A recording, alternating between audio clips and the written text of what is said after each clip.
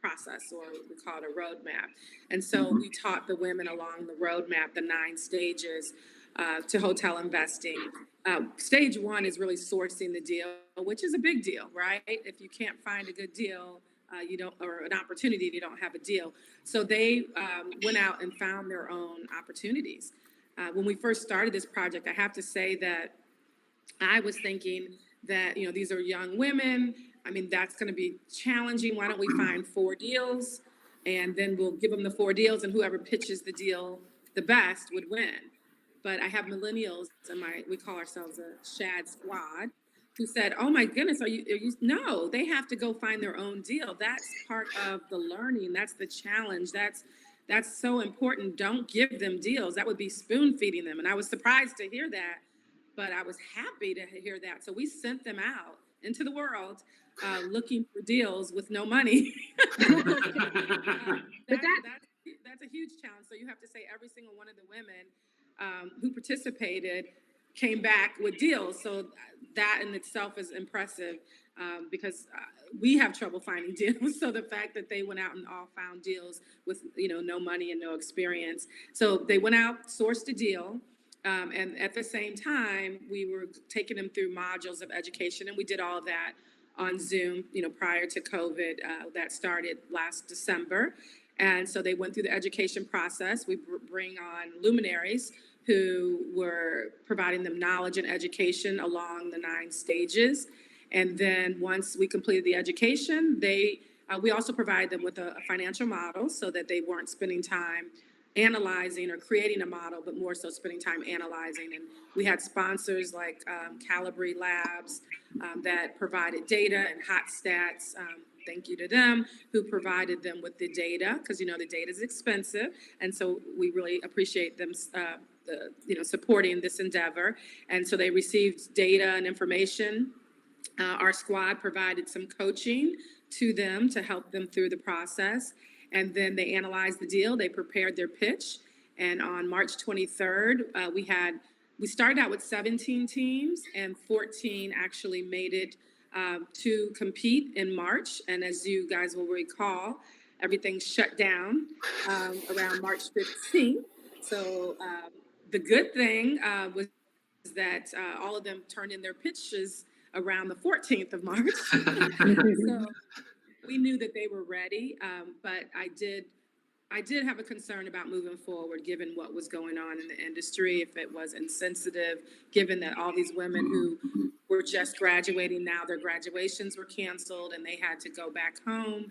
And, you know, everything, their whole worlds were turned upside down. So should we do this? Does it make sense to do it when hotels are falling apart financially? So I went to every single woman and in the competition, and they begged me. They said, "Please do it. This is the only positive thing I have going on right now. I'm at home in my mother's basement, or, you know, wherever. And I really need a light." And they were prepared. We knew they were prepared. We had the pitches, and so we sat through 3 days of pitches, and they were all phenomenal. And I sat there myself, not knowing what my hotel portfolio was going to look like. Spent a lot of time strategizing on how we were going to survive and applying for stimulus and, you know, all the like. It was a scary time. And as I sat through those pitches, it actually brought sunshine to me. It was the best part of my day, those 3 days, to see these young women. They got it. You know, they really got it. They really understood what we were, you know, teaching them, and they put together the best pitches. And I thought, you know, if my hotels don't work, I'm going to start something, and I'm going to grab all these women, you know, 27 women, and we're going to start a business, right? And we're going to in the environment. But yeah, they pitched their hearts out on Zoom, which was always planned. And you know, I was sitting there like, you know, with my arms down, like yes, yes, yes, you know, I'm excited because, you know, while there were challenges, right, and they may have missed a few things, you know, they're going to get there. They all are definitely capable of thriving in this community. And what I saw was that when I look at, you know, who are the top 10 developers for hotels, right? They're all men. We know them. We could probably name them together.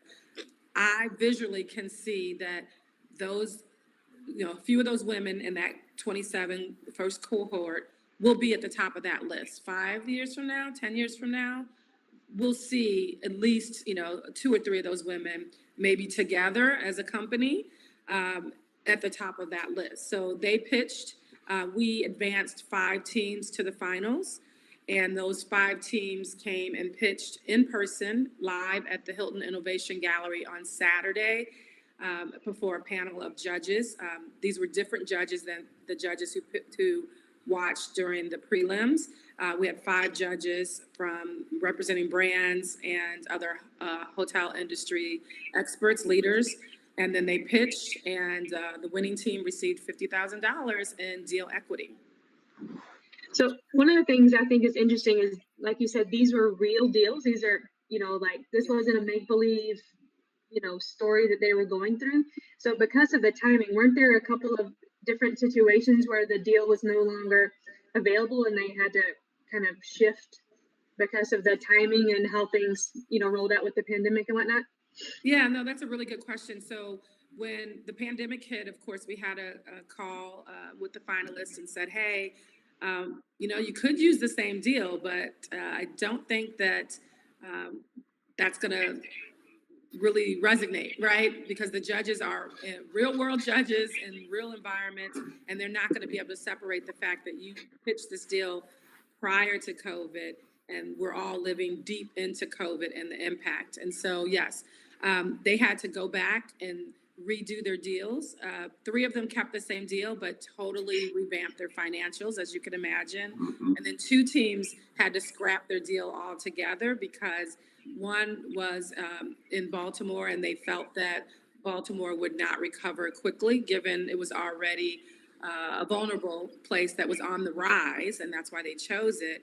But they felt like COVID would give it, more of a bump, that they didn't want to take that risk. And also the hotel that they were pitching went on sale on auction during COVID and sold. Another group actually was a small boutique in Brooklyn, didn't feel confident that Brooklyn would be the place, that particular hotel. So they came up with a whole new project and had to go through the whole process again and pitch.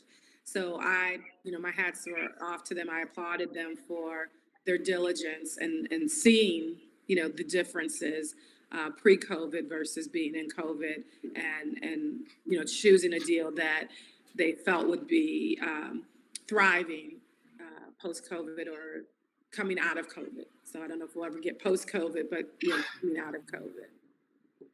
So how did you find your different people that competing? I know you were leveraging a lot of your relationships, but how did you, were you going to individual schools to find different? I know like Cornell, they have, their own programs and stuff like that, but how are you finding people that wanted to do this?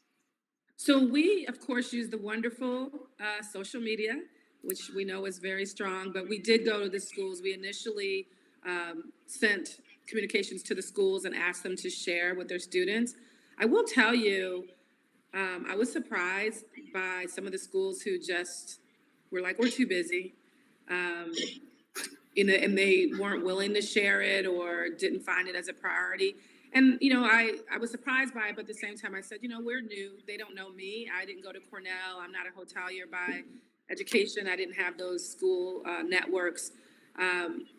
But I felt like we did have to convince them a little bit. And one, I won't say his name or anything of the school, but I had one of our SHAG squad members had the opportunity. We started calling schools because we were thinking, wow, we're not hearing from them the way we thought we would. And one of her schools that she called, he agreed to have a conference call with me because he's like, oh, it's interesting, but we're busy. We have graduation, we have this pitch competition, or it wasn't a pitch, but they had some other competitions. And so they're like, we don't know how we would fit it in. I said, well, have you talked to the students? Have you asked them? And so he and I had a wonderful conversation. I'll never forget, because I was driving on my way to one of my hotels. And he went through and told me everything they had to do. And we talked about the competition. He said, oh, this is wonderful. This is great. I didn't, see it like that. And I said, well, our marketing, we're going to have to improve that. But we had a long conversation, and he started talking about these other competitions that his students were in. And so he said, still, I don't know, it's kind of late. I don't know if we'll have the opportunity, they'll have the chance or the time. And I said, well, I don't like to focus on the money, but how much do those competitions, what's the reward for those competitions? Bragging rights, complimentary registration to the conference. I said, well, again, I don't want to emphasize the dollars because I really want people to want to do this to learn. I said, but we're giving away $50,000 in deal equity. And he was like, whoa! He ultimately sent a team to the competition. And so, I really hope that there's some professors listening and they'll send their teams and let the students decide if they have time or not. Let them decide how they want to prioritize their time and if this is something they really want to do, because I know from hearing from the 27 women who participated is that it did take a lot of work. They did have to sacrifice on other things, but what they learned and what they feel, how they're positioned to move forward, whether they're go into ownership themselves as an entrepreneur, or if they go work for an owner, if they go work for a brand, if they, wherever they go in the hospitality space, they're more equipped. They have better knowledge to build upon. I can tell you that the entire University of Houston alumni, I have gotten so many dozens, support Chelsea, go Chelsea, rock on Chelsea.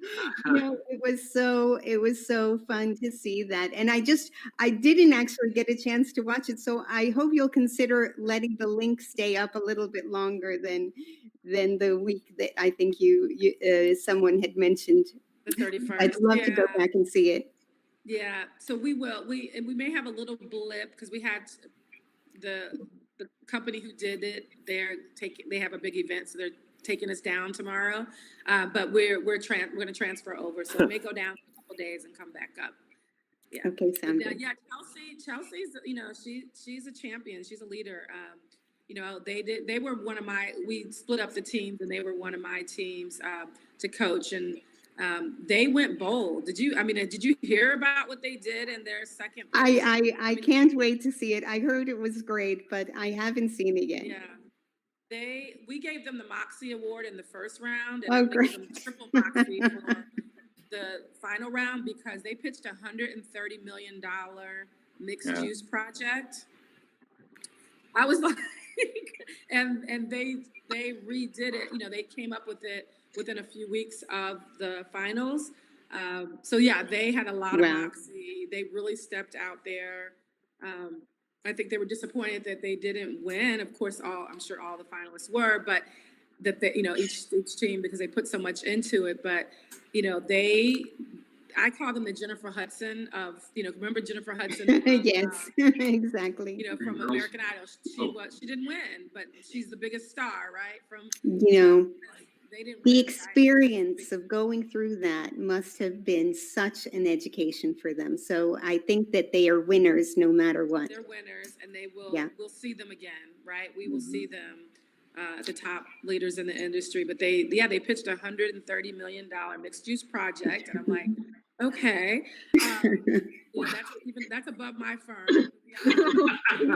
But they came with a partnership plan. That's more than I make in a week. What's that? Yeah. So what was the pitch for the winners? Can you just give like a little scenario about the winners and what their pitch was and why it was strong? Yeah. So the winners from Cornell, the Baker Baker Real Estate Program, program in real estate. They pitched adaptive reuse, and it's in Detroit. And so I believe that they won, and I have to go, I did not pay attention to their final pitches because I was being pulled in different ways for the show. But in the prelims, I will tell you that I thought that they were the best in the prelims. So I would have to, and they pitched the same deal, they just revised it a bit. But what they did, I think that was what really helped them take over the top. I mean, everybody was a contender, but they emerged as number one because, first of all, they found a project with a low basis. And then they were taking it into a boutique, but they thought specifically about how, really detailed who their customer was, and they designed this boutique to match a persona for different traveler types that they wanted to attract. And then they paid very close attention to revenue streams and how they were going to operate that hotel to maximize value and returns and value for investors. But the biggest clinch was that they went out and found free money. Every investor likes free money. Their capital stack included credits, historical tax credits, and included grants and a number of things that were very appealing to investors. And then I do remember in the prelims, they happened to get a judge who was extremely savvy about historical tax credits and tried to challenge them on their projections for their tax credits. And they were ready. I was so nervous. I was like, oh no, she's like, really, they're not going to know. And they pulled out appendices and they understood tax credits and why they taught her something as to why they felt very strongly that they were going to be able to achieve those tax credits. So, their execution all the way around from the conception of the project to actually how they were going to get the project done, I think is what clinched, that winner spot for them. I call it the purse or the bag, for the $50,000. And we're actually meeting today to talk about if we can get it under contract. So we'll see if we'll, actually be able to execute on the particular deal. It's a compliment from listening through the presentations. I would say that there's a lot to be learned that people are not listening to, that every one of them had a emphasis on the market strategy of the community that they were putting the property into. Mm-hmm. They talked a lot about engagement with local businesses. They talked a lot about the outreach to the community. And this is a blind spot to so many companies right now that it seems to be a marketing miss. They're worried about how they can generate, broader, perspective of people coming to the hotels and so forth. They've lost the perspective of their place within the community. And it was nice to hear from each of the presentations, none of them missed that component.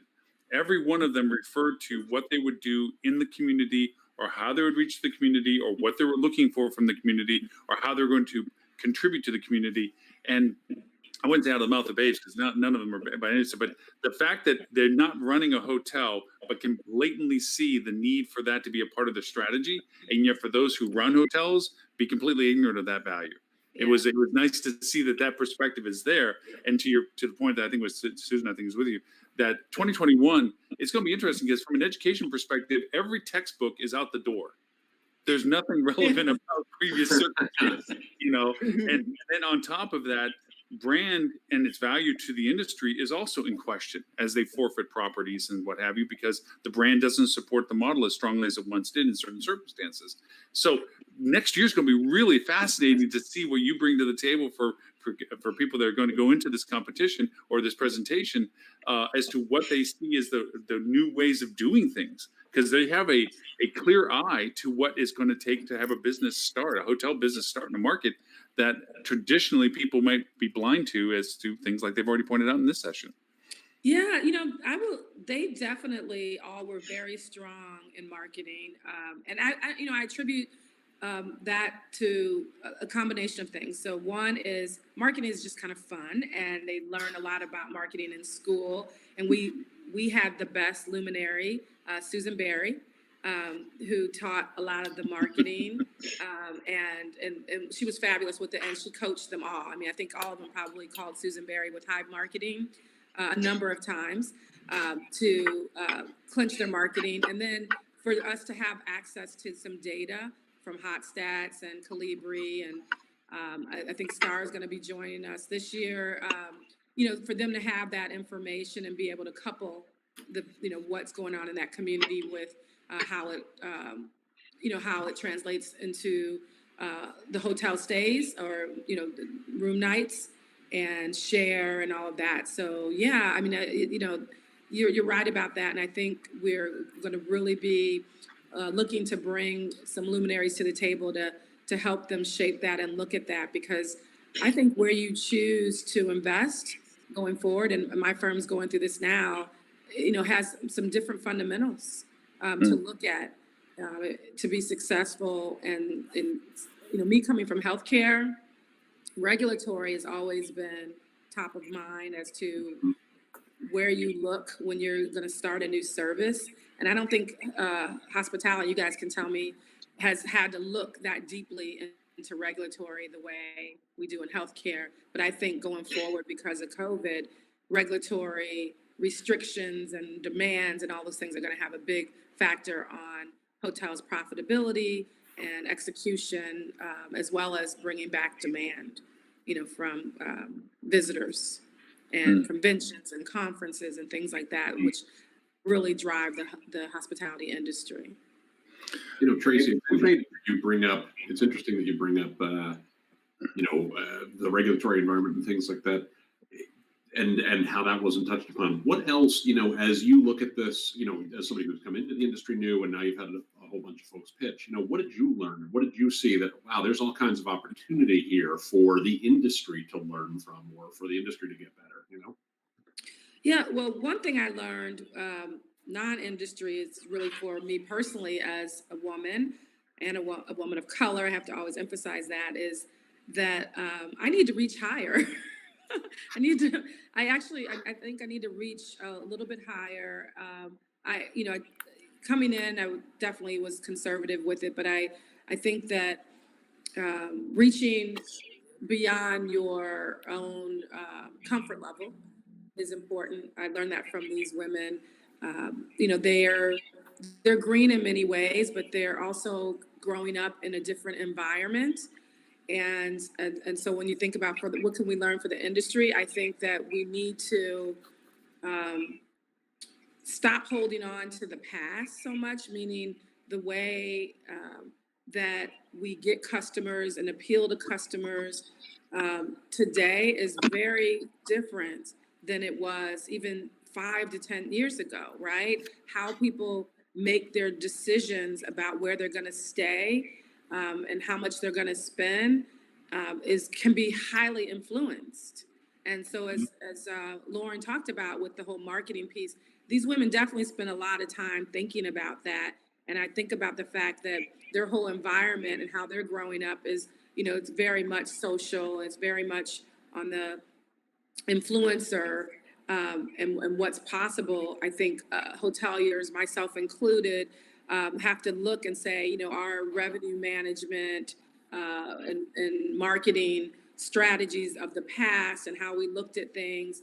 I'm not saying throw them away, but I'm saying, put less emphasis on how you did them and really look at how are people really making decisions today and what's influencing them to pay more money or to go to a certain city. I mean, I think Nashville is definitely, proves that, right? Like what has happened in Nashville and that growth there has been a lot of influence. Someone said it started with the Nashville TV show and then it, climbed from there, but people are highly influenced by, social media and what they want and need. We need to better understand that and really listen to them, that what's important to them, and the brands, themselves too, and the owners themselves really focusing and paying attention on what people really want, because that's really what's going to transfer into profit. And we need to spend more time on those activities. I think, Lily, I think you may have sent me a survey that talked about, understanding where the profitability is. And I really appreciated that survey coming, as an owner and a businesswoman coming from healthcare and how we looked at decision analysis and things like that. So, yeah, I think kind of long answer, but I think it's really, really looking strongly at social and how social and reputation and brand can have such impact on you. And that's one of the things that we're teaching, and we're going to put more emphasis on it in 2021, is the fact that if you notice, Lauren, you were watching this morning, we had audience participation, in the evaluation, in the Viewer's Choice Award. And the reason we did that is, one, we needed to get exposure for She Has a Deal so that we can continue to get support for what we're doing for our mission. But most importantly, I think the future for these women becoming sponsors is going to be their ability to attract capital that may not be your traditional institutional capital, insurance capital, or private equity in the same way. It may be some crowdfunding, and you may be able to get exposure and get a following worldwide from how you present your online presence. So we had them promote themselves to help with their score, because we're looking at, hey, raising capital, that was one of our stages, includes the potential for, the syndication, but syndication today involves the internet, or it can, and they can be successful earlier than later by using it and leveraging it. Tracy, this has not really been something we've had on the show before, because I've had somebody that befriended me on Twitter and then direct messaged me asking me that I don't refer to them by name. They're out of Indonesia. Mm-hmm. They said they wish they would have the opportunities that we have. In her circumstance, they cannot start a business without a man being a part of it. Yeah. Wow. We were there in the 80s, I think, for women in the U.S. I think it was just in the 80s that we were able to be able to get a loan without our husband, from what I read on the World Women's Day. I was reading some of that and I thought, wow, that's pretty, it's sad, but true. I hope that their country will start to open their eyes. I'm sure they're not the only country that has those type of things, obviously, but it almost is kind of interesting, because I'm a fan of a TV show called The Voice. And it's always fun to see people that, you don't see them, but you hear them and then they come back. It'd almost be fascinating, because I look forward to the day where gender and anything doesn't have an influence on the decision process of something like this business-wise. And I know we're not in that world now, and I hope to be there, but it would almost be fascinating to have business pitches put in such a way that you can't tell who brought it until you turn around and see and say, oh my gosh, it's whoever they may have been to it. I don't know if there's any methodology to that, but just because if you close your eyes and listen to the presentations, obviously you can tell the gender of the person speaking, but the process of what they brought you through, the things that they were highlighting, the way they were describing their concept, you couldn't tell if they had $5 million in the pocket or they lived in their mother's basement. Yes. You really heard. Maybe Australian Mail can present the pitch. The inside joke is Adele and I were going through. She's starting her podcast this weekend. I gave her the choice of synthesized voices of who would introduce her podcast, and she chose, like Lily, like Holly, the Australian Mail. No, you did the UK Mail. Yeah, I picked the English one.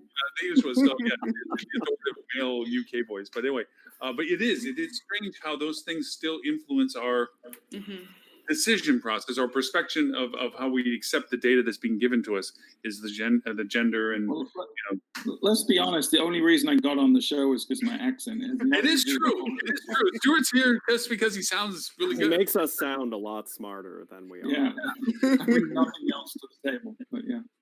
So Tracy, just curious. So now you've run through this. What kind of new interest have you seen from this picking up steam? Like, have you found? Because unlike Lauren, I actually know quite a few women hotel owners. Have you gotten any outreach from that community at all, or? Yeah, we have, and I hope it grows from there, because I do remember, and by the way, we have 15 countries represented that tuned in on Saturday. So we're kind of worldwide now, right? Nice. A majority, of course, with the U.S., but we did have 15 countries represented. I haven't gone through all of the subscribers that we've picked up from the event, but there were a number of people who said, and I'm very excited about this, we did ask, do you want to, get involved, or can we contact you in the future? And the majority of the respondents I could see visually, we're analyzing it now, where I want to invest in women-led projects. So that was exciting, to see that. And then second, I want to participate in education And it was male and female, but mostly, our viewers were women. We probably had 90% viewers that were women. But through LinkedIn and through the outreach on social media that we've been doing, I have been introduced to at least maybe 4 new women owners, which is great because when we started and when we were going to have a big celebratory luncheon after the competition, we were looking for a keynote speaker. And I strongly wanted a woman who had started her own company and business because we were going toward the entrepreneurial aspect of the industry, for this. And so it's good that some women have reached out and said, hey, I am a woman owner, or other people have said, hey, I want to introduce you to, this woman. So that was really exciting. And we hope to, again, continue to build a network and community and encourage more women to start their own businesses. And, as we've been talking about, there's, very few women in comparison to males, but at the same time, women are, 50% of the population. And I mean, if we don't have parity and diversity of race and gender, we're missing out on so much innovation, right? And think about how incredibly smart, you saw the women, Lauren, they are. And if we're not giving them a voice, in a position, we're missing out as a country on a lot of growth and greatness if we don't do that in gender and race. We need that. We need to hear everybody's ideals and voices and have them incorporated into new products and new services. I remember something that Kat Mohammed, which I didn't realize you had already known. I was going to say, oh, Kat, you got to get me on the show for her. Kat, which was on the show before she changed from. Yeah, but she brought out something to me when she was doing her education series with Alhoa. She says, yeah, we're up to 10% female presenters. And it didn't really strike me that, because I don't think about it. It's like, and she started talking about the challenges of finding authenticated female leadership to go on stage and to present or to be taken seriously in their presentation, that they have to overwhelmingly be successful. Where you can take an average dude that's kind of starting something, and get thrown up on stage as, oh, well, this is a person that, but meanwhile, you have to bring somebody that they have to and after starting and saving the world twice, we're going to let her speak and introduce other people. It is amazing the biasness that goes along with bringing in and finding those people and how the criteria is so different. Because as you're talking about, it's like, we're looking for a keynote speaker. I'm like, oh, there's lots of really smart people. And then all of a sudden, as sooosoon as you say female, I'm like, poof, there went my list. I think the line you're looking for, Lauren, is backward and in heels. Okay, yes. Right? Yes. Ginger Rogers. She did everything Fred Astaire did, but backwards and in heels. Yeah. I read a book when I was looking for a speaker by Laura Wang, and I can't remember the name of it, but she actually I think she's a Harvard professor, and she actually studied gender biases. And I think one of the outcomes was that when men are pitching a project, those who are listening, and mostly male are listening, they're mostly the venture guys who have the money to make those decisions. They're thinking about how do they scale it, how do they grow it and make it bigger and better. But when women are pitching, they're all on the defense mode of mitigation strategies, like how do we, mitigate risk. And so I don't know where that comes from, but it just needs, it just needs to change because we all, women, men, people of color, are all equally as capable.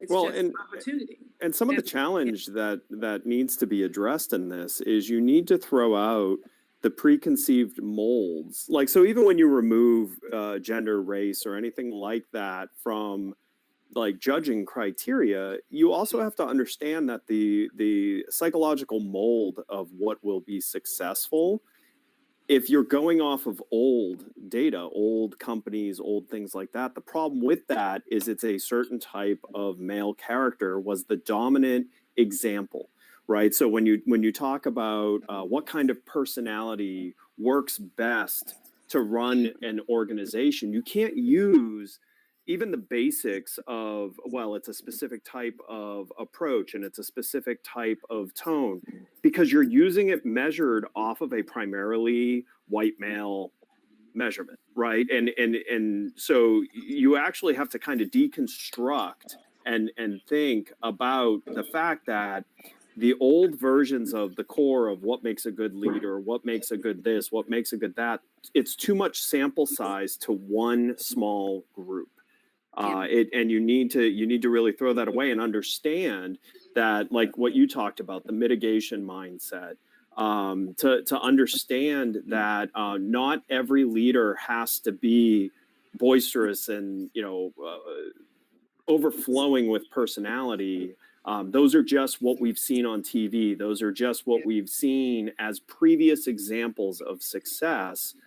You really have to break it all down and have an open mind on what success looks like, what success sounds like, and what will work moving forward, because everything else has changed. Our foundation understanding of what are the elements of success need to change along with that. Right.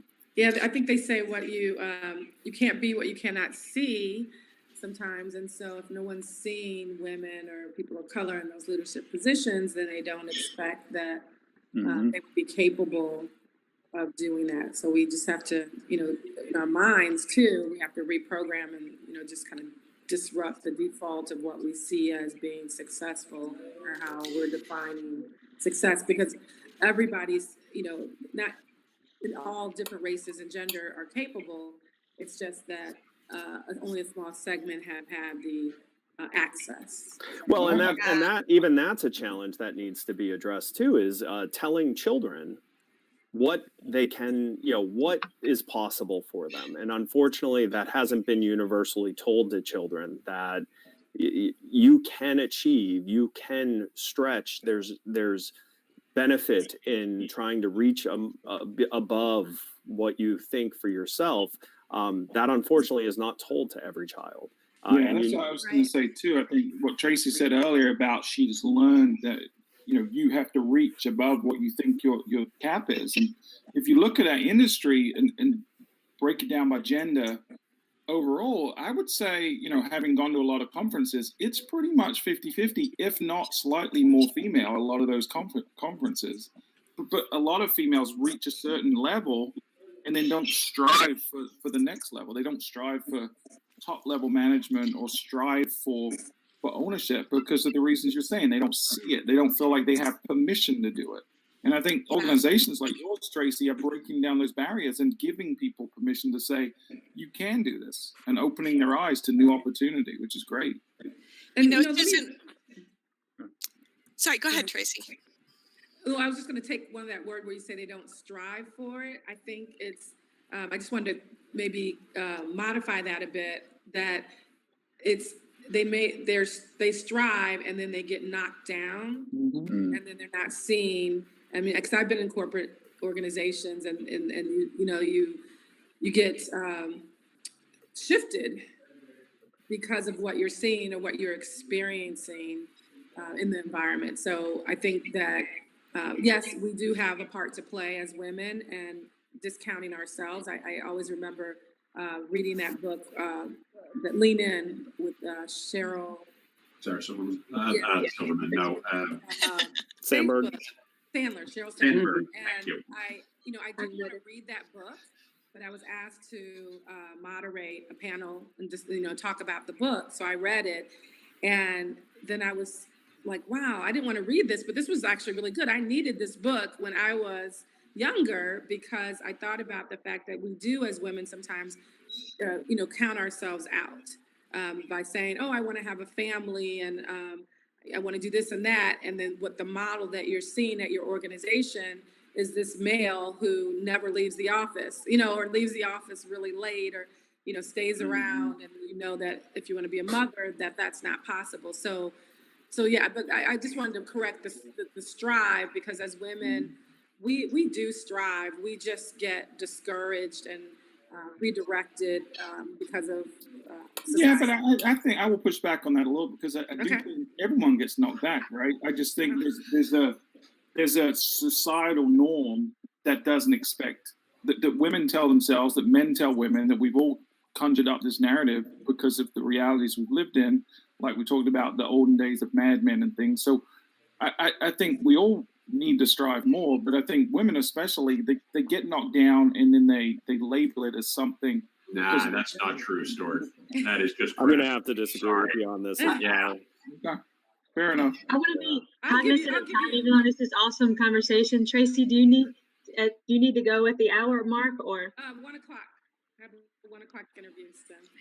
So we've got time. We've got We've to. got no, Fast no, time you flies, may man. proceed. I think, to maybe course correct and give you a better word that you're looking for is maybe they don't look for the paths that maybe. how they can get, because the paths are harder to find. Well, I think there's disadvantages, and I'm not meaning to say that there's a quality there. Don't misinterpret. I think that's the key point, Stuart. And obviously, I'm going to leave this to people who have more direct experience with it. But when if you're born on third base, you can't assume you hit a triple, and you can't assume that everybody else who didn't get to third didn't do enough to get there, right? Right. So I mean, there's a reality that not everybody's born on third base. That's a fact. And if they're not on third base, it's not necessarily because they didn't try hard enough to get there. I think that we've got two sets of women, right? One who wants to go out and try for it, and one that maybe it never even crosses their mind that they can go out and try for it, which I think is kind of maybe what Stuart's going towards here a little bit, is that maybe we don't see representation of other women doing this, and so it doesn't cross our mind as a career path or something along those lines. So I'm curious, Tracy, because Susan threw in a statistic that only 2.8% of all venture capital goes to all female teams. Mm-hmm. I would be curious if we had a statistic of how many were awarded based on who applied, because my guess is that part of the equity problem is there's not as many all-female teams even getting to the pitch deck, right? Like they're not even getting that far. So I'm curious, within the number that like our all-female teams, what percentage of all-female teams who reached the pitch phase were awarded versus how many percentage of non-all-female teams? I want to add a dimension to this, a little bit that Ariel brought up into the statement of this, and I think this goes to lend itself to a little bit of perception I have, where she talks about they have to go over and have this overachievement before they actually make the risk. We're really talking about risk and the desire to try risk. And nobody's not doing risk. But what happens is, I believe women of color, anything, they're challenged more and more consistently. So they build up this need to think that they have to completely understand something without, for me, if I know 20% of something, and anybody on this that knows me, I'll risk trying something. I'll figure the rest out. 20%. Okay, maybe 10. Okay. I've had plenty of 5% conversations with you, Lauren. Okay, just for the record, I married up. My wife, MBA, massively intelligent, completely competent in so many things, will wait until she feels like she knows everything completely before she says she knows it. And me, I'm like 10%. I'm like, yeah, I know that stuff. I'll often try it. But the idea of it is because I think innately, when anybody brings up something, like if Lily brought up something and I brought up something, I think they would challenge Lily more. No. Just because they would go. Not anyone who knows the two of you. I would believe Lily. And I would question you. I didn't want to be the one to say it. Thanks for that. Lily's very authoritative. I would If believe they didn't Lily know too. Lily, if they didn't know Lily, they might challenge her. Well, do they know you in this equation? Because still, Yes, I they would lean on. They would not know either one of us. Oh, okay.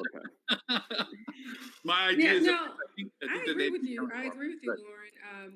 I do. I agree with you, and that's why we purposely said, and I borrowed this from Mrs. Gates, is Melinda Gates, that we want to create new pathways to hotel ownership and development for women. Create new pathways, meaning I'm not even sure why, completely why more women are not pursuing it. I have hypothesis.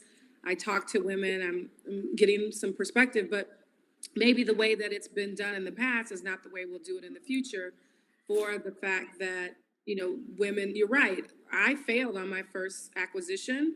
And I hate to say it, took me out for a while, right? Like I really felt defeated and didn't come back to it for a while. And part of it was I was working a day job that consumed all of my time, but I still was feeling shook. I guess is what people are saying today. You feel shook and you're like, okay, how do I get back in there and accept the failure, right? As a woman, we probably, in general, feel it more strongly than men. So that risk factor thing that you're talking about does play into this.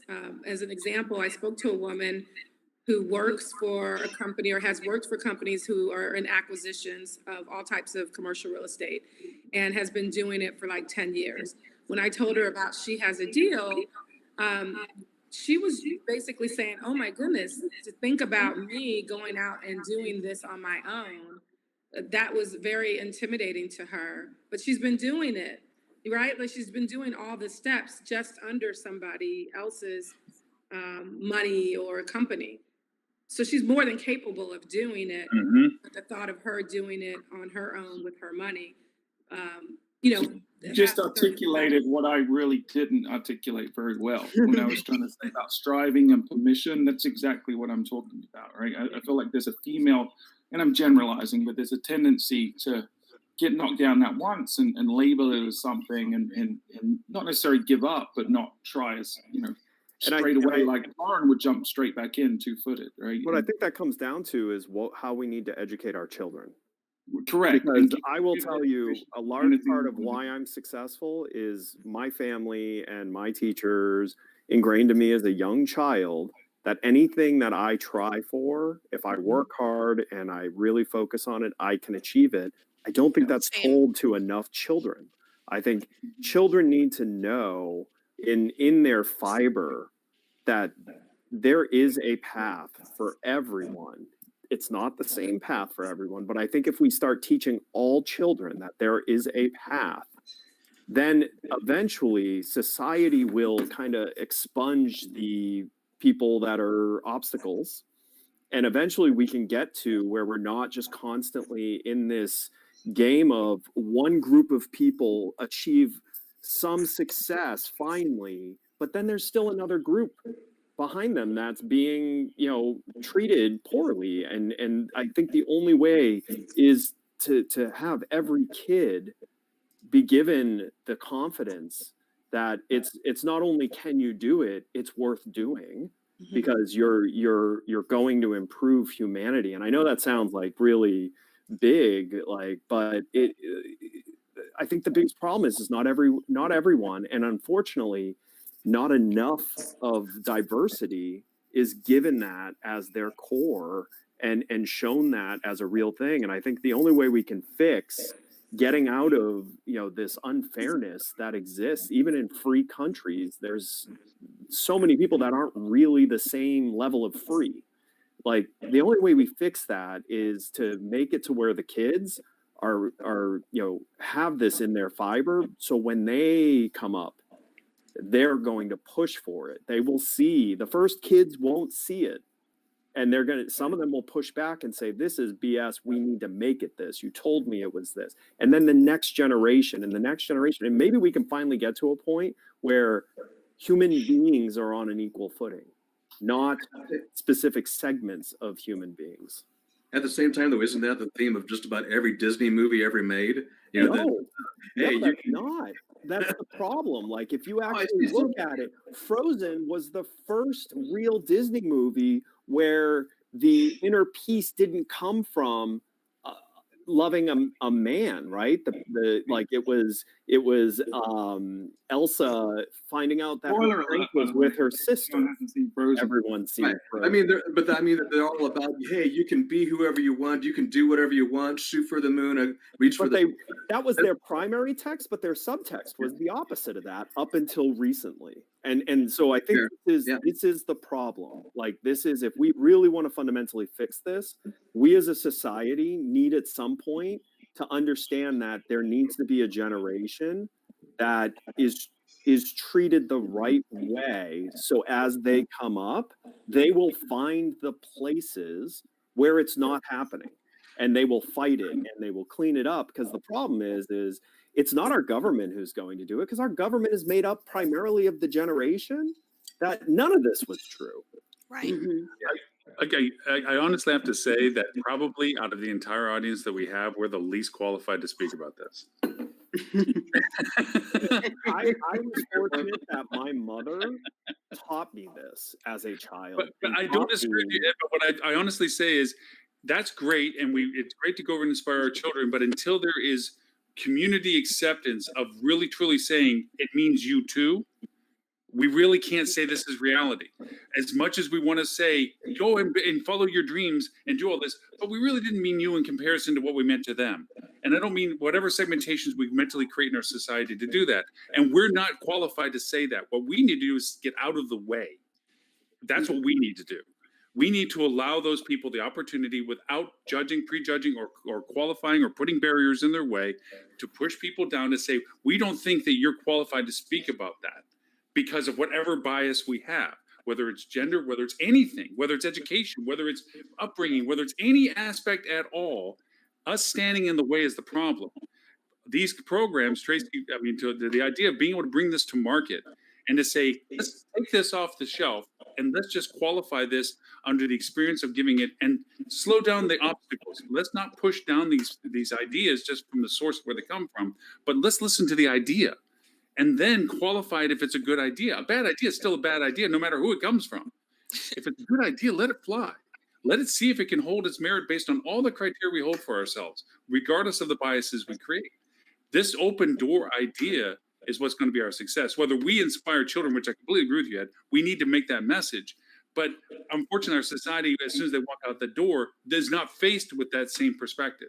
Nope. The doors are closed for certain cultures. The doors are closed with certain genres. And those are not open until we get out of the way. Yeah, I mean, there's two issues there, right? There's two issues, though, because Edward's not incorrect in saying, because my parents were always like, you can do whatever you want. And what you're saying, Lauren, is because it's two pathways. One was, yes, my parents said I could do whatever I want, or I could be whoever I want. But then when I walked out the door, Lauren, you're right. People said, oh, no, you're Black. No, or you're a woman, or, women don't do that, or we don't let Black people in here. There were blatant things of that, and then also subtle ones at the same time. So you're right, the equality issue has to happen so that, if you are encouraged, that you're not shut down when you are trying to make those moves, right? That you do have fair, equal opportunity to put in the work and be successful.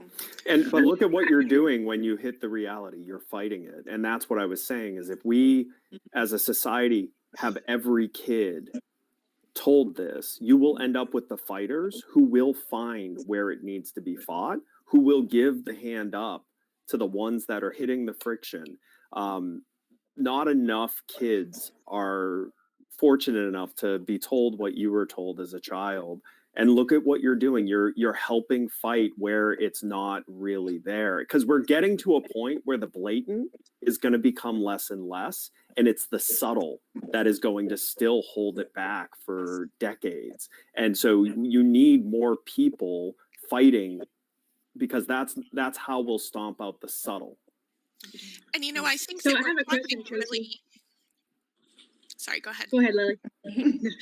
No, I was just going to say that we're talking really kind of broadly about things that need to happen over the course of generations. So people may be feeling like, well, great, what am I supposed to do about that right now? I'm just one person. But I think the fastest way, honestly, from my perspective, for this to get moved forward is if you know people who are not acting in equality, no matter how powerful they are, right? That becomes almost a public shaming and ostracizing, because that is the most powerful tool we have as a society right now.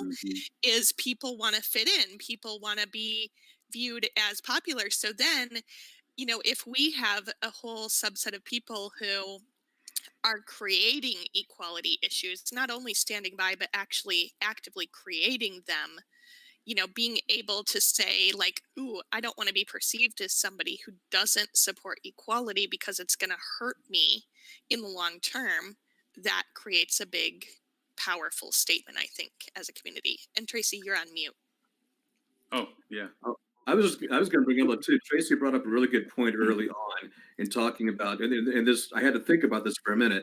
She was saying that she didn't know many owners that were of minorities, whether it be women of color or women and so on. And I thought, wait a minute, I know a lot of people, and I had to think about that for a second. I was like, no, actually, no, I don't, but I do know a lot of managers, right? So I started thinking about GMs that are female or of color and so on. I know a lot of those, but they're not owners. So yeah, I just case in point, people who are very qualified to do it, right? But they didn't get the capital, but as you were talking about, to actually own it. And you have to think about that for just a minute. But there definitely is a gap in there. You remember remember when it was Throw Like a Girl? Remember that when all that came around? The beautiful, she was just amazing athlete. She this female pitcher, and the whole aspect of like there's no excuses for how a girl pitches versus a guy pitches, because this girl was a crazy, insane good baseball pitcher, and they for fun had her pitch against major league batters just to because they're this whole role of the fact of throw like a girl. And first throw that she does, whack, the guy knocks it right out of the park. And I still remember this because it really made a point with me, is they said, hey, slow down, it's just a girl. And she turned around and says, oh, hell no, I'm striking him out. And boom, struck him out right after that. Like, again, the idea of getting out of the way. The day will come when we don't need to help the person up or help them up and say, hey, give them a break. This is something I haven't experienced for. No. Everybody should be able to have their merit. Everyone should have their opportunity. And yes, to what you just said, Lily, and is also to call out when that opportunity is not being presented fairly. To go say, I don't care who you are, you're treating this person differently than you're treating somebody else. You're not listening to them the way you would listen to somebody else. And that's not fair, because you're not giving them the chance of what they have. If it fails because of a bad idea, albeit, but don't fail it because of who's presenting it. And don't stop making excuses for people who act that way because it's how they were brought up. That's unacceptable. There's no excuse to this. That needs to stop. I hate hearing that. I hate hearing, oh, it's because they're from a different place or time. No. Treat everyone good. And I also think we're failing. Sorry. No, go ahead. I think we're failing kids in the education system. I mean, we've got to really be more creative and support things that have been proven to work and get the politics out of it. And, it's not about what's better for the adults. It's got to be about what's better for the kids. And particularly, I have to say, and I can say this from personal experience, the arts. The arts education, when somebody is learning the discipline of playing the violin or ballet or opera or anything, any kind of art, they have to do it themselves. Note that you can't cheat off of somebody else's notes. The only way my leg was ever going to get there in the air is if I lifted it up there myself from daily discipline. And it for me, and I can just say for me, it was the first thing that occurred to me that I actually could work and achieve something. And I just had no idea. I just thought I was going to be down here forever. And I said, look, if I work, I can achieve something. I don't know why. That was just a dot that was not connected when I started out. It took time. And I wish for every child to have the opportunity to see themselves in a different light than the way they saw themselves at home, that they can get out into the world and achieve something from their daily discipline. And I cry when I hear about schools saying we don't have the money to support activities and programs that are proven to help kids because we're so in debt for other things. that are a waste of money and not doing the right thing. There's optimism because there was a time in the industry where the old guard, as Ed pointed it out, didn't believe this internet thing was going to be worth their interest, that they ran hotels and they didn't need the internet thing. And now all those guys are gone because they realized it was not a good thing. Yeah. So there is that hope. Whoop, we lost Tracy. Uh-oh. Uh-oh. So Stephanie, you were gonna say something. I was gonna try to get Tracy to give her. She had to get off in 10 minutes, so she might have dropped off early for her next call. Yeah. We need to have her back. It was a fun it's a tough conversation, right? And I think there's multi dimensions to it. I know on the HSMEI Marketing Advisory Board, one of the topics we've identified to tackle over the next 12 months is diversity, equity, inclusion across the industry, like both on the staffing side and on the marketing side. You know, there's very little diversity when you look at the advertising that goes out. You know, it's very, very, very whitewashed a lot of times, or very, just myopic and singular in how there's not a lot of targeting. There's not a lot of nuance. There's not a lot of understanding. So we've got to do a better job as an industry on diversity, equity, and inclusion. And it's not just gender, it's not just race, it's disabilities, it's every dimension that exists. People are different, and we need to acknowledge that. I can say, so back in Q1, when I was looking for a business coach, I wanted a female coach that worked with agencies. I could not find one. I interviewed 3 different coaches, and I said, have you ever coached or mentored a female agency owner? And only one of the 3 could even give me an example. So this was non-hospitality specific. I was looking outside of the hospitality industry, but it was extremely defeating to hear that I couldn't even connect with another female agency owner. So, and it wasn't from lack of trying. I just want to ask, So, are you now available as a coach to? I think I probably struggle with like typical female imposter syndrome. Like every day I struggle with, just, am I doing the right things? I think I probably question myself more than I probably should. And I don't know if that's a female thing. I don't know if you guys go through the same thing, but I struggle with confidence and imposter syndrome every day. I'm in bliss of ignorance. I'm good with that. I fall under that too. That's my superpower. Is I have absolutely zero fear of failure. Like it really is, because I only see the path to failure is to give up. Yeah. I mean, in all honesty, it's literally just to get dust off and say, well, that wasn't much fun. Let's try something else. But then again, and this goes back to something I mentioned earlier, we're not challenged as much as others are in some circumstances. If I take my 10% of awareness and go and fail, it isn't permanently damaging aspects of what I do. People might go and say, hey, weren't you the guy that had that really stupid presentation? Yeah, didn't work out that time. But it doesn't damage the overall profile. I think others can walk in and go, wait a minute, that's the person that had that really bad presentation. And it lingers harder. And that may be because of biasnesses. If people see me do this enough times and like, yeah, Lauren, that wasn't too good that time. And I've done it enough times where it may not have been that good. They don't really say overall everything bad. They're just like, yeah, that's Lauren, whatever. Different. He doesn't know what he's talking about. We say that a lot, actually. I know, right? It's like, what weird stuff is he doing now?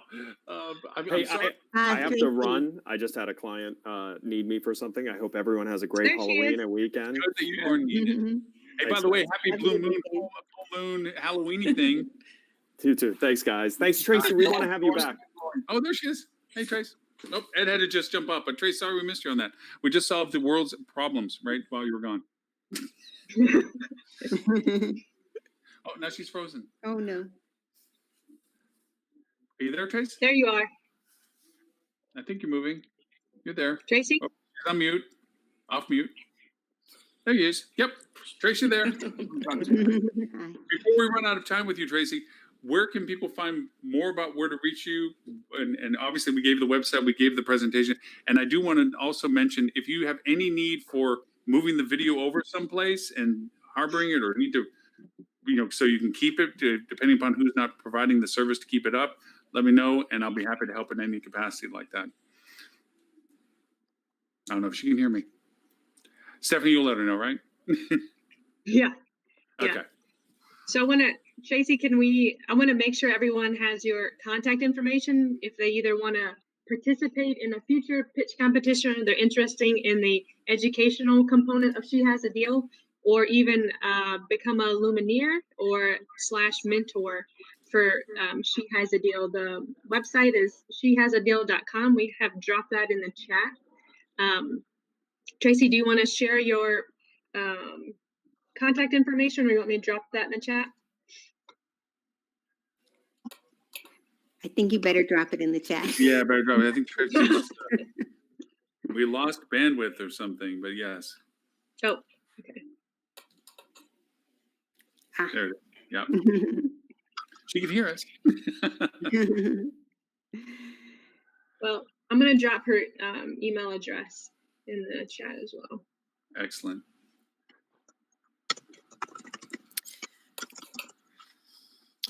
Perfect. Trace, if you need to run, then we understand. We thank you for your time. I think everybody's of the consensus. If you ever can find the time to come back and join us, we'd love to have you back on the show. If anything is a follow-up or a continuation of the conversation, you definitely got us into the deeper discussions. And we look forward to the fact that you can back. Steph, thank you very much for bringing her. I mean, that was a great conversation. And I know that you was like, I don't know if this is directly applicable. Well, that was very applicable. Thank you. Yeah. I knew it. I mean, I think it was something that needed to have some light shed on it, just in terms of what she's trying to achieve. I think it's a big initiative that, needs everybody's support, not just female support. It needs male support too, to be successful. Mm-hmm. And speaking she of, also brings, so I was going to say, she also brings another perspective to this team as well, because she's an owner, and the rest of us are not. So I think would love to have her back anytime she's available. Mm-hmm. Speaking of things that Tracy has done and that a female-led company needs you to do, I just wanted to drop the link to the profitability survey. Hey, Tracy. We were talking about you, Tracy. You can't be back when we're talking about you. I think it's homeschool. My son's home. He did something, and then I was like, he's playing Fortnite. Yeah. Sorry about that. I'm sorry. I don't know what happened. All of a sudden, it just cut out completely. No worries. Steph, go ahead. Go ahead.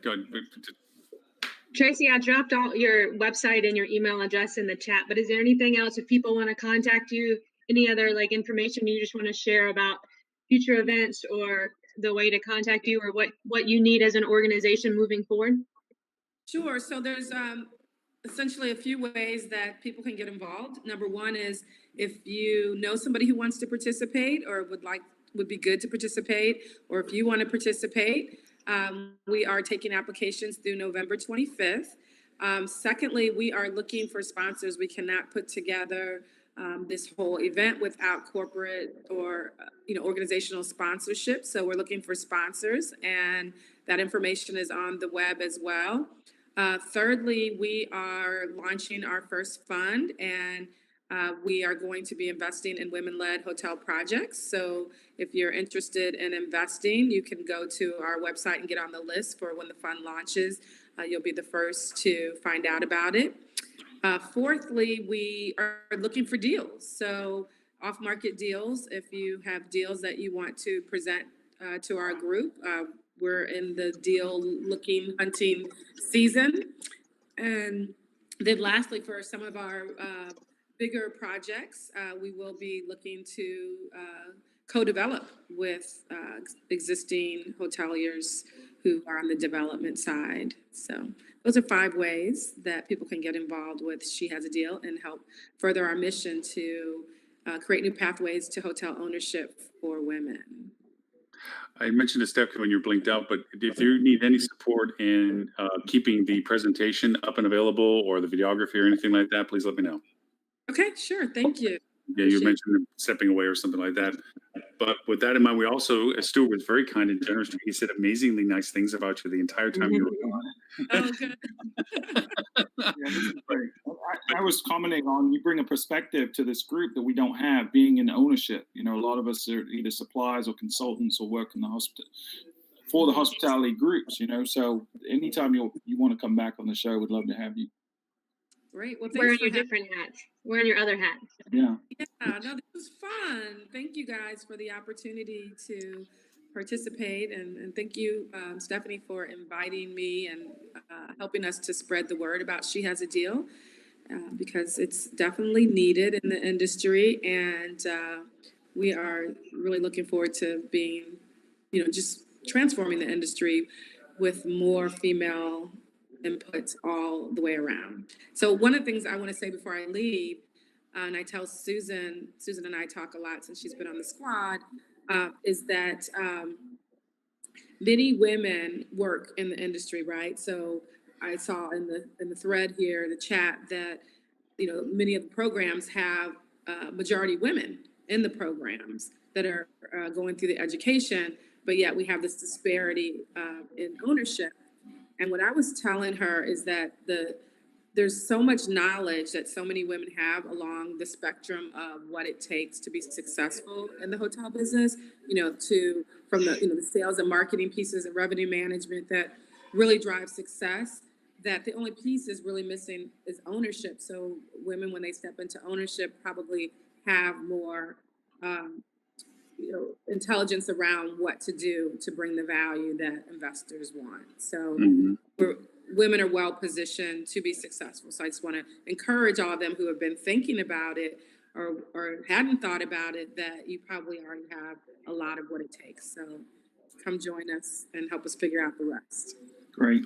And Tracy, the HSMEI Marketing Council, I'm on the thought leadership work group. And one of the things we're putting together for early next year is a series of webinars on diversity, equity, and inclusion. So I'll be reaching out to you, if you don't mind, to maybe hit you up with some ideas on topics, and maybe you or someone from the organization could contribute to some panels or some webinars and things like that, educational stuff.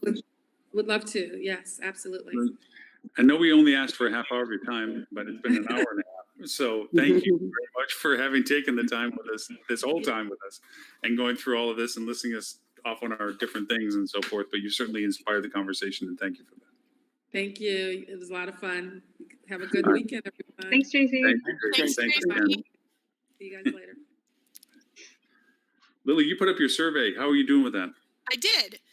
So we're doing really well. We're about halfway to our final goal of 150 survey responses. We just want to make sure we achieve critical mass, but some really interesting things coming through already. This is really about how we make the shift from top line revenue to profitability overall. So looking for a lot more responses. You can be based anywhere. You don't have to be US based to take this survey.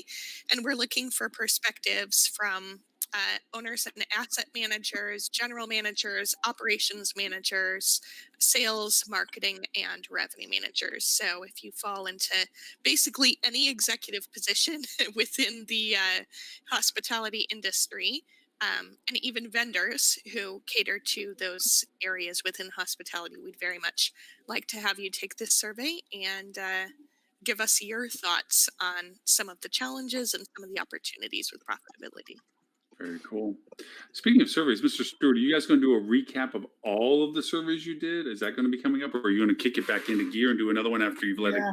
So we're kind of talking through. So we did 10 straight surveys and fatigued our database a lot because we're asking a lot of questions every couple of weeks. And so we're taking a little break right now. We're kind of reevaluating what we've learned, and there'll probably be some more content coming out about that. But then I think we're probably going to start it back up again after Thanksgiving, most likely. Just looking forward to probably a different set of questions, really focused on 2021. You know, we feel like we've kind of learned what we can for right now about who's traveling and why they're traveling. And I don't think it's really shifting a whole lot right now. I think once we hit that 53% of people have traveled, once we hit that tipping point, we felt like we're in normal space, right? Normal people are traveling. They're just traveling shorter distances. They're traveling more frequently, shorter periods.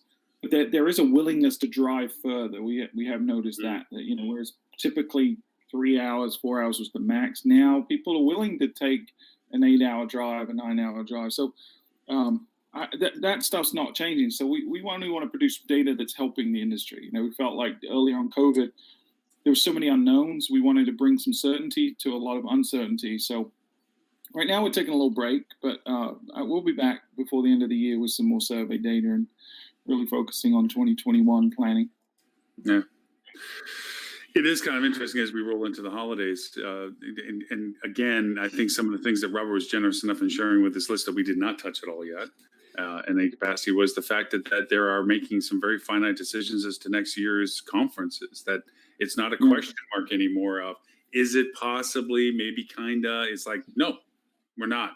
It's forever going to be this. Yeah. And with that being said, Mr. Stewart, you just finished your high tech. Yeah. How was it? Yeah. Tell us. Spill the beans. Yeah.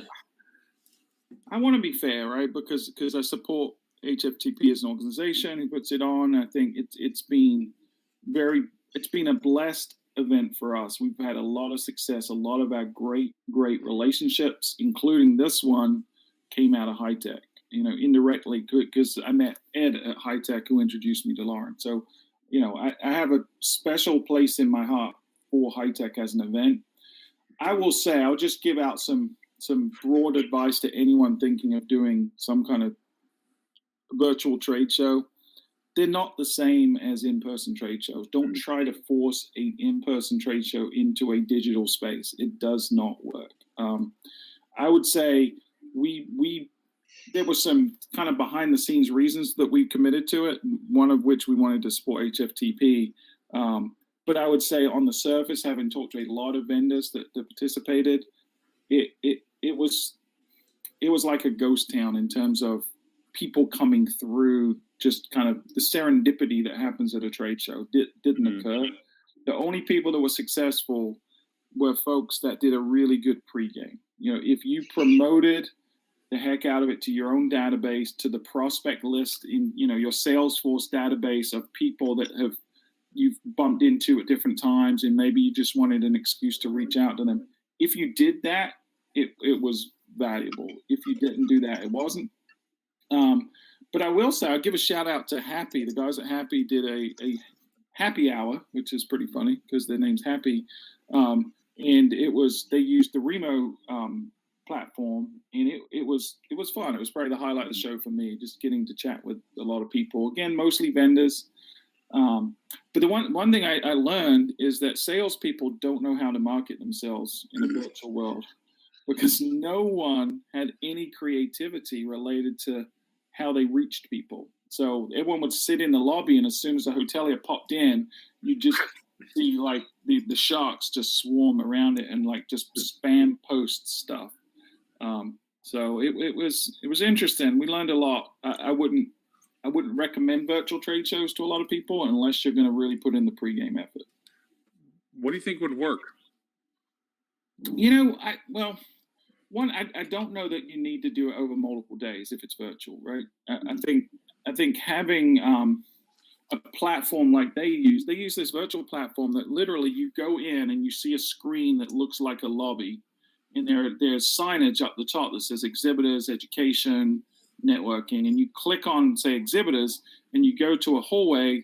There's 4 or 5 avatars of virtual booths, and you click on a virtual booth, and there's an image of a booth with fake people standing there, and then you could limitedly communicate with the people there. So if someone showed up at my booth, I could send them a direct text message on the platform. I could video call them, or I could just audio call them.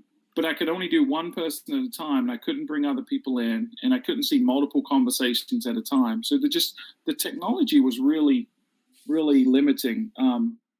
So I would say make it more of a one-day event, more focused on the education and more focused on kind of appointment setting.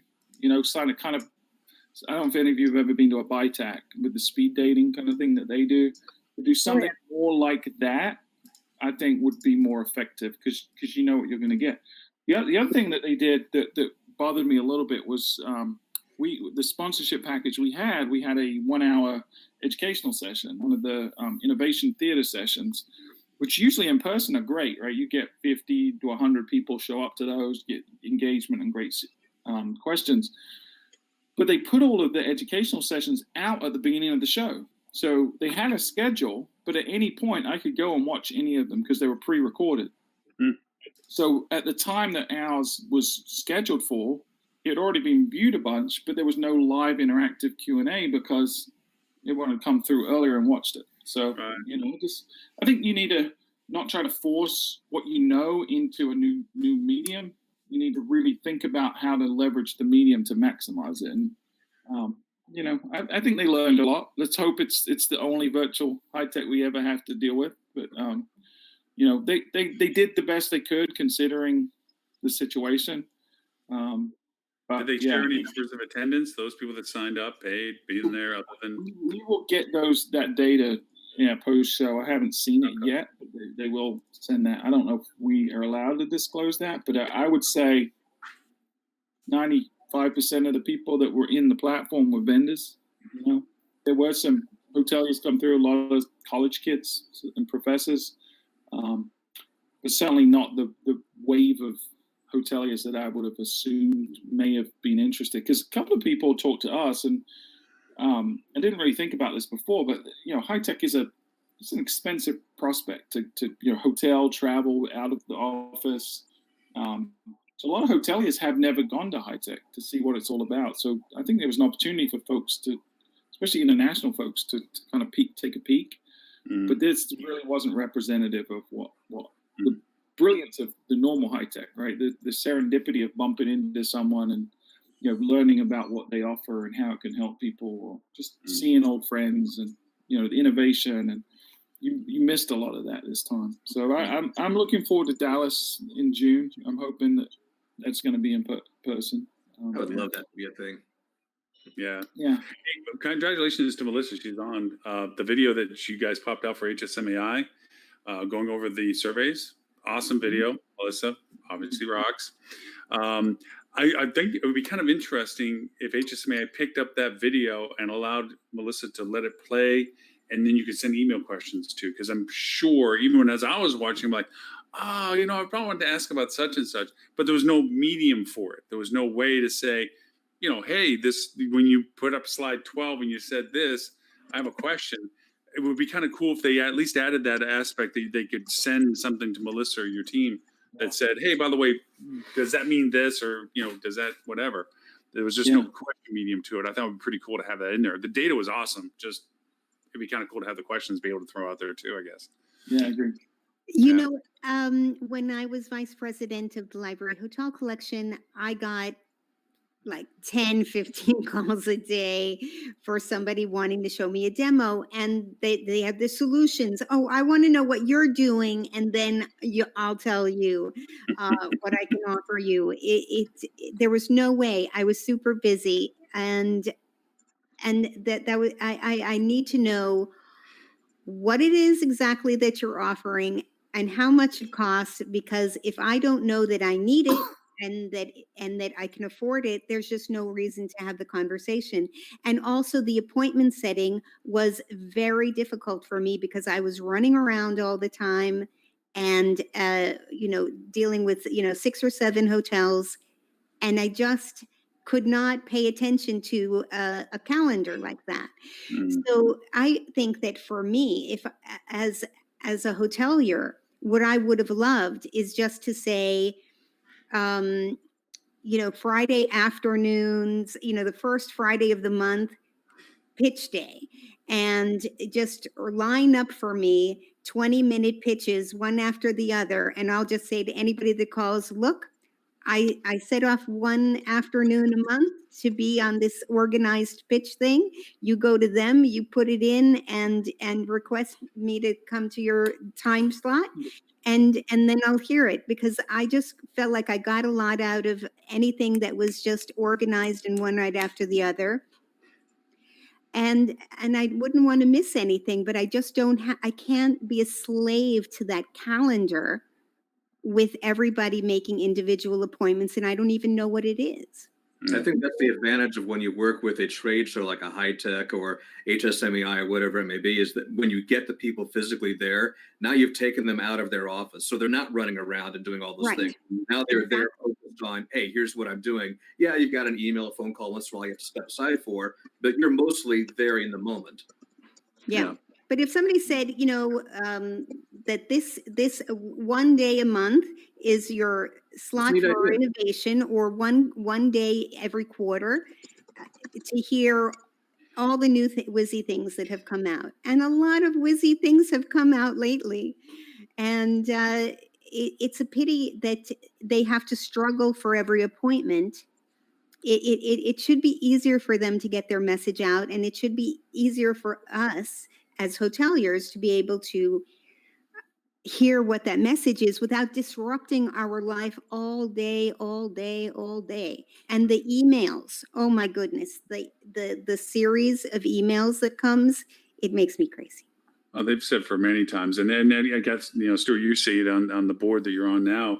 One of the constant complaints is the white noise, the bombardment from everybody, which is why I don't chase down, because it really, I've seen so many, we were swapping notes about the email cycle that these people, like, they all read the same hack book. Like, hey, I missed your call, and we can reschedule. And it's like, I don't even know who you are. What do you mean miss a call? And just that whole diatribe, and then have it restart again, going, oh, my president was going to be in town and was going to see you. I think it was the one you put up, Stuart. And it's like, dude, what are you talking about? What president? What appointment? Yeah, well, that one specifically, and I'm not going to mention the vendor, but they're sort of a competitor to Ed. So I shared it with Ed as well. They hit me up about this is probably a month ago with that email. It's like, oh, my president was going to be in town next week, but due to COVID had to cancel, blah, blah, blah, blah. And apparently I was on some kind of drip campaign, right? So you get the follow-up emails.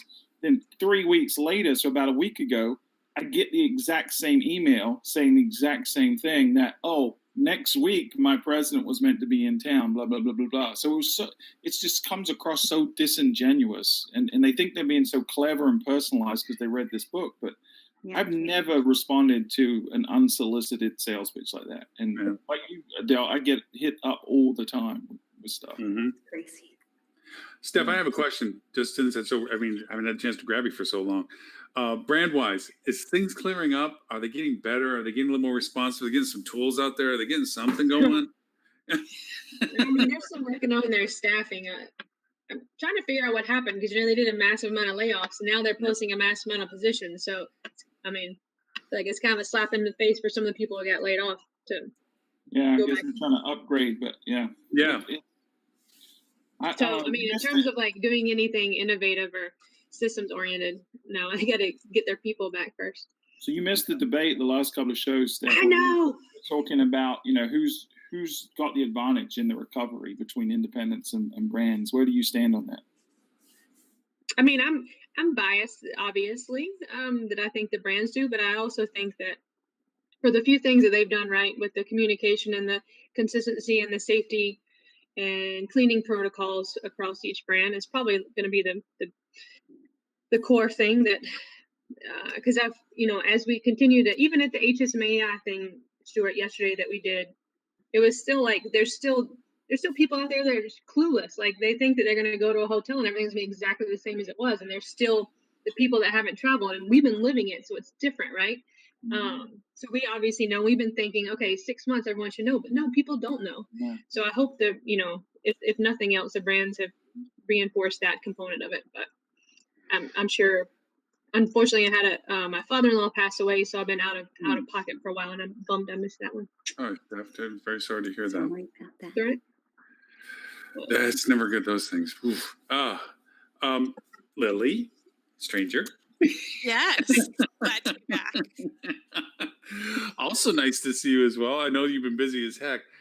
Taking something that what Stuart was just talking about, and the white noise of everybody selling, you have a unique proposition. How are you getting in front of people?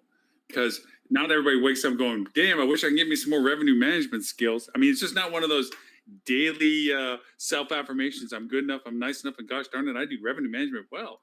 How do you, without being intrusive, how do you get in front of people? I know it's a lot of word of mouth because you have a reputation that I now get, I get told, oh, you're Lily's friend.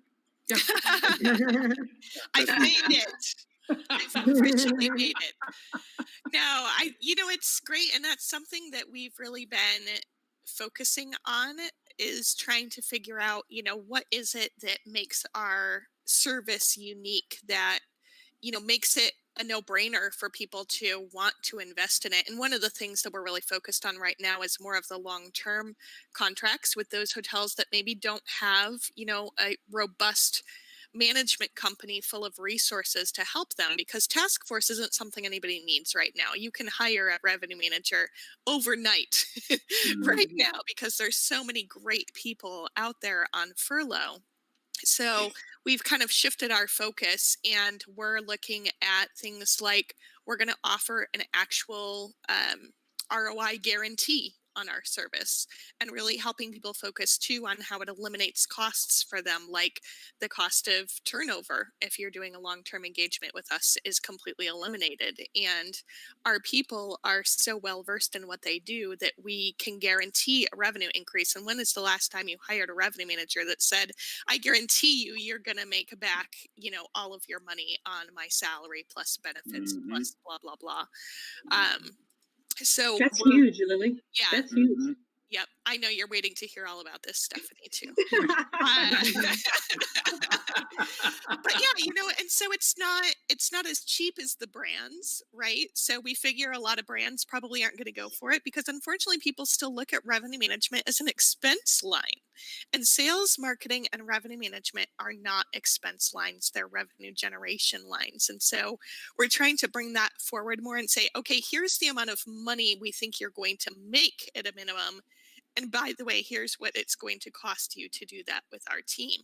So we're looking at starting prices that are like around $3,000 a month, but we're going to start including a BI tool that allows them access to daily reporting on anything that they might need and all things like that. So we're looking at shifting our model, just like a lot of other companies, to make sure that we're delivering on the top value that we can deliver, and more exciting things to come as a result of the profitability survey. So Nice.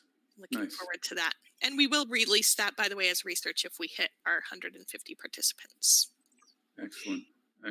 I know, Dean, you have the same thing. It's like metasearch is not on people's minds. I remember bringing up just recently a client. It's like, I noticed that you're not doing anything metasearch. Meta what? It's like, okay. And then you have to explain what metasearch is. And then it's like, well, why do I need that? I'm over here organically. Yeah, that's great. But you might want to make sure you show up for other ways that people find you. And just going through that explanation process, it's the same thing. I mean, I know you also by word of mouth from what people know you already do, but how do you get that message in front of people? Well, obviously it is challenging, and it is that getting in front of people without being intrusive. I'm the first person to tell you that I'm not a telemarketer.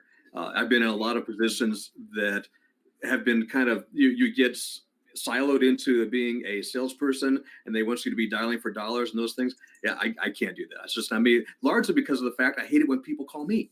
Right. So if I get annoyed by when you do it to me, why would I do it to you? Right. Mm-hmm. And so I think that a large part of what you have to do, though, is be that subject matter expertise in whatever field it may be: revenue management, guest feedback, reputation management, and so on.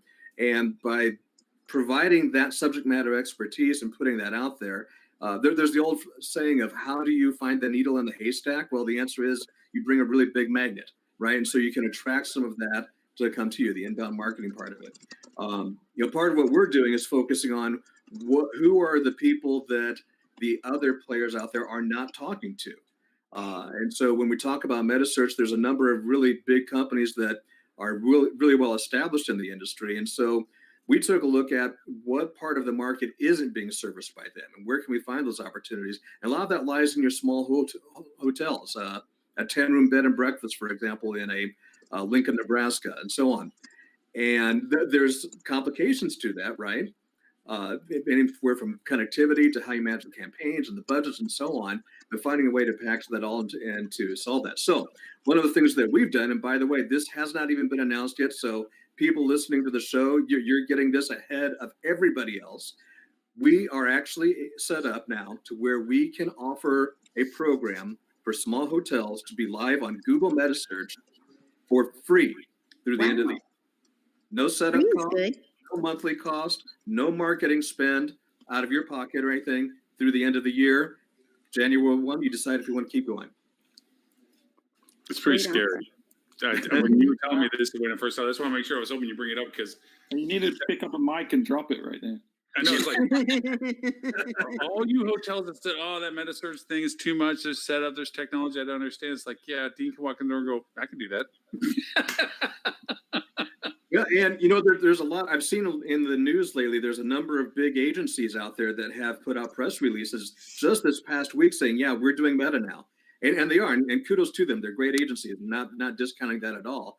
But do they know how to connect your rates and inventory from what might be you might not even be using a property management system? What if you have a book at the front desk that you're using? People still do that, right? What if you don't even have a booking into on your website? How do you do meta search? Well, yeah, you can, and I can help you do that. Well, the other part to it too is what they're not telling you is those agencies are charging you a cost to do it, a Right. commission to do it, and gosh knows whatever other percentage of affiliation that they're doing it. I mean, there's so many layers to costing, especially for some of the ones that have gone into the market earlier than what we're talking about now. And you start looking at the price breakdown of what they're doing; they're charging you on 3 different levels for that, and it's like, why am I going to do that with these people? My favorite is when they give you back the return on investment, but take out their cost from that. Yes. That's always a strong one too. And don't even get started on attribution models. Right? All the attribution, yeah. Yeah, right. And not to be selfish about this, but what launched this week, Dean? Just out of curiosity with you, what launched this week? I've got this silly little podcast that we did this week. After enormous prodding with an electric cattle probe from Lauren. Very powerful electric cattle prod. You have a voice for podcasting, for sure. So, Lauren, you told Dean and Adele into a podcast? What's that? Yeah, Adele's doing hers too. She already figured out the voice she has. She's going for the UK British dude. I'm the only one holding out, huh? And not having my own. Not Stephanie. You are. Yes. Gotta get on it, Stephanie. Everybody's doing it. And I haven't been meeting Lily, who's been too busy for me because she's a little bit behind on new sessions. And Don't worry, we've got one. We've got one coming your way within like a day or two. Okay, I'll be ready to run. Yeah. So Consistency is key, Lily. Consistency is key. You want to build on. I know. It's been really interesting over the past month because we've had like 4 different people cancel their recordings with us and reschedule for next month. And so it's been difficult to keep that pipeline full. So I've been working on my list of people so I can get a little bit more of a backlog ready to go so that we don't keep having. It sounds like it's that much time investment on their part to sit there and well, I mean, to be fair, the biggest thing is that I've been doing a series that we called Hospitality Highlights from episode 11 through 20, where we're trying to focus on actual hospitality operators. And so what I'm hearing a lot of is I got pulled into a last minute budget meeting with my owner. So it's normally kind of last minute and, redoing it there. But so I get it. People are super busy. And you start telling them it's recorded live. It doesn't mean anything, right? It's recorded live, but then they won't. Yes, then they have to show up, right? Yeah. Stephanie, you're the last of the chess pieces to fall for this. That you have to. Come on. Don't do it. Don't do it. Come on. Adele's actually got. I mean, first off, Dean sounds rocking because you can hear the voice in his, podcast. Dean has the voice, so that's yeah, he has the voice. But Adele's going to do a whole nother. She's going to be having more of a collaboration because she's doing this cool thing. Well, go ahead, Adele. Sorry. Yeah. Oh, yes. I'm going to bring in somebody younger, so a different generation perspective, and also from the operational side, and also European. So in a lot of ways, a different perspective. And we're going to be talking about getting great reviews. So I think it's going to be fun. And I hope that eventually it will attract people even outside of hospitality. So hospitality lessons, but that anybody can use. Adele, you and I should team up actually on a podcast because there's a direct correlation between your guest ratings and your minister's campaign performance. And I'd love Absolutely. Thank you. Can I quote you, Dean? Can you Yeah, record that on a video for me? Again, I mean, obviously we're going to have this bevy of podcasts, but I think it covers especially what I was cool about with Adele's is that she's bringing operations in, which is a missing component to the dialogue on all of our podcasts. It brings in a little bit more logistics to the processes of stuff that, again, Stuart, other than your podcast, dude, there's few. I mean, Tim's obviously is very cool, but it's like you're flying to 50,000. Time focused, is it? His is great. It's one of my favorite. But It is one of my favorites as well. But from a hospitality, practicality, applicability, and so forth. Shows really that get any traction are the talking one, the interview shows. Yeah. And I feel like that's done a lot. Yeah. But not a lot of other tactical how-to kind of shows for sure. Hint, Stephanie. Hint, Stephanie. Come on. Can I run over a minute and talk about something regarding reputation? Go ahead. Well, first of all, Marriott dropped their verified reviews from their website, which I think is very interesting because they couldn't handle all the complaints. So that's one way of dealing with complaints. But Marriott, I really want to respond, but I have to run because I have a call. I'll respond later. So okay, and we'll tell you where people can find you later as well, so you don't get missed out on that as well. Thanks for jumping in. Thank you. Yeah, I just want to say, hey, if you're a Marriott or hotel and you're having trouble dealing with negative reviews, you could also call me and I can try to help you solve those problems because actually there are things that you can do to have fewer negative reviews and more positive ones. And this us against them, the guests are being rude and nasty and whatever, that, I think we had it good for a while, but now we have to really challenge ourselves to rise to the occasion and really pull out our best hospitality skills and learn how to diffuse tough situations.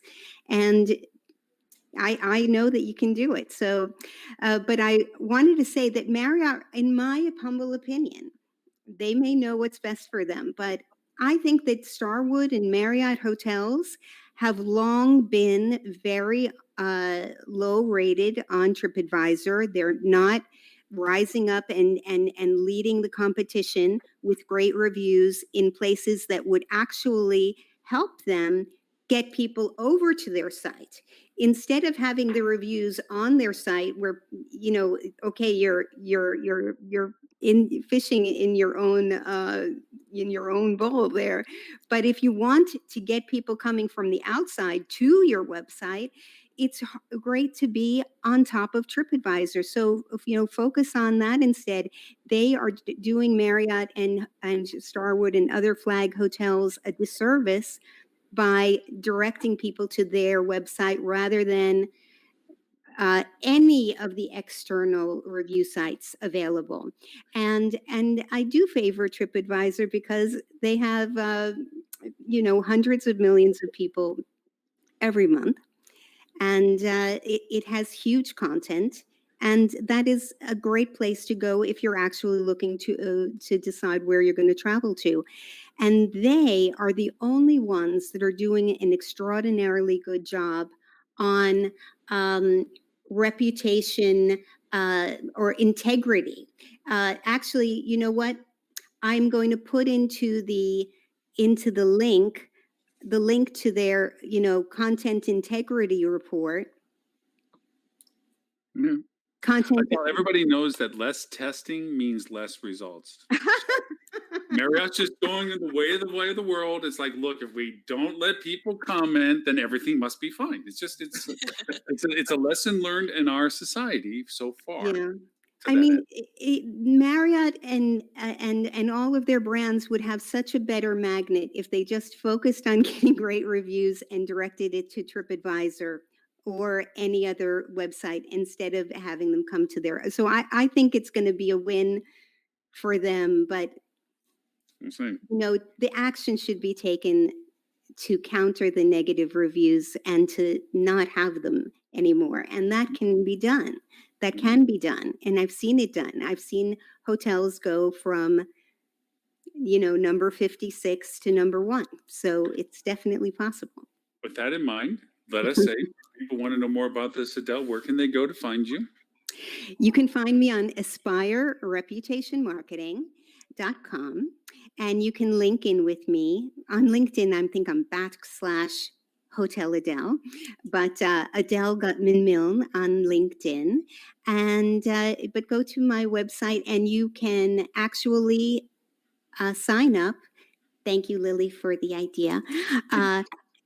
For a free reputation assessment and initial consultation. And I've been doing them and they've been so much fun, Lily. Thank you. And also, this is our first inaugural broadcast on your Facebook page. Thank you. You connected us so that we now broadcast the show on your Facebook page as well. Thank you for that. Fantastic. Thank you. Lily, since it's so nice to see your bright and cheery face again, and being as busy as you were, where is it people can find you and what it is? And also to participate in your survey, I should say. Yeah, absolutely. So the survey you could find, the shortened URL is tinyurl.com/profitability survey. And you can also find us at tcrmservices.com. That's where we do our long-term revenue management programs, as well as task force, if you do need task force right now. So if you want to learn more about that new service that we're putting together, you can reach us there. Or you can also reach us at thinkupenterprises.com, where you can find the podcast that is sorely out of date, but soon to be updated on all things that even loosely tie back to revenue management. So very exciting one coming up next with Priya from Benchmark, where we're talking about culture and wellness and how that affects your revenue management teams. Very cool. Very cool. Yeah. Mr. Dean, where can they find you and what it is that you do? So you can find more information at, what we were just talking about earlier with the free service through the end of the year at metasearchmarketing.com. And also, if you're interested in learning more about Metasearch, we have the educational series at basecampmeta.com. So one of them is more about the marketing, one's more about the doing. By the way, I want to give kudos to Adele here for just a moment, because there's something I want to point out about what she does that I think is so fantastic. I've worked with reputation management companies in the past that had the technology to help manage your reputation. It's not about the technology. It's about what you are doing in the hotel. And she teaches you about the culture of what to do. And kudos to you. Thank you so much. Great. Stuart, my soon-to-be buddy on virtual Oculus Quest 2, Vader Immortal. I'm trying to get the permission slip signed from the missus to drop $300 on a toy, but we'll see. Toy nothing. This is what the future of conferences is going to be like. We're going to be walking around a little virtual world. Tax write-off. Yeah, it's a business expense, right? Yeah. That's exactly what yes, that's the argument I'm still pushing around. Embed an app into Oculus, and then I can write it off. There actually is. There's a meetings in VR that you can do. It's strange, but yeah. Anyway. It could be the first booking engine in virtual reality. How about that? Okay. One day. So Stuart, Fuel Travel and the intelligent Miss Melissa with you. I mean, she overshadows you these days. So I'm really, for anybody who wants to know, find Melissa. Yeah.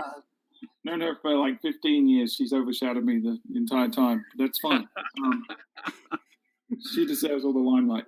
And she is one of the co-hosts on our podcast, which you can find at fueltravel.com/podcast. The last episode we did, we talked about the things you should be investing in your budget next year from a marketing perspective, and the things you shouldn't be. And it was a lot of fun. And we're going to be recording an episode today that'll drop next week, and it's on converting after the conversion. So a lot of hotels think once the booking is got, the work is done, and that's really just the beginning. So we're going to be talking about what you can do after the conversion to ensure the guest has a great stay and to keep them loyal and all that good stuff. And Melissa's going to share some anecdotes about her recent trip. She took a trip to Asheville and stayed at a Kimpton, which if you are a listener to the podcast, you know she is a brand fanatic of Kimpton. So she'll be talking about that experience as well. So Fuel Travel. You haven't lived until you heard Melissa sing Newsaroos. That is true. Yeah, we like to have fun with jingles, and we make some of them up on the spot, but we do have the Newsaroos, which is consistent in But yeah, and if you want any of our products, we actually do work for a living as well as play on the podcast. We produce booking engine software, mobile apps, and digital keys, and CRM software. And yeah, check all that out, fueltravel.com. Excellent.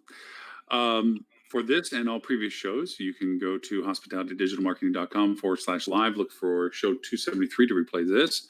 And of course, the previous 272. I'll also be putting out a new podcast today on some new fun tools. One of which is my new toy, which is the virtual one, which is the Oculus, which is mind numbing in the sense of I literally have traveled to the top of Everest and went through the Sistine Chapel and through Notre Dame before and after. And it was awe-inspiring, what VR is and can do and so forth. And what kind of medium that is going to be told, but it's just fun. And I'm going to be talking about a little bit on broadcasting stuff today's podcast. With that in mind, also, there's a couple of announcements. Obviously, November, we're rolling out the hospitalitymarketing.club. That's what the screen pops up at the end if you want to sign up for early awareness of that. And second, I finally passed the major hurdle. We are opening up a channel on Roku, Apple TV, Kindle, Fire, all these platforms. We're going to actually have a channel on the platform that you can sign up with. So everybody will be participating in that in future tense as we go forward with that. And that's going live in the next 30 days, which is kind of, we get past the major part, which is getting accepted and set up. So now the rest is just getting the content. So anyway, more to come on that. Thank you all. Also, thank you again for Tracy, if you're still listening at any pretense of recording playback or what. Thank you for the time spent today. It was a great conversation. We hope you can come back and join us again in the near future. And thank you, everyone, for your time. We look forward to seeing you. Vote, everyone. Go out and vote. Yes, and go out and vote, please. Yes, go out and vote. Bye, everybody. See you guys. Bye.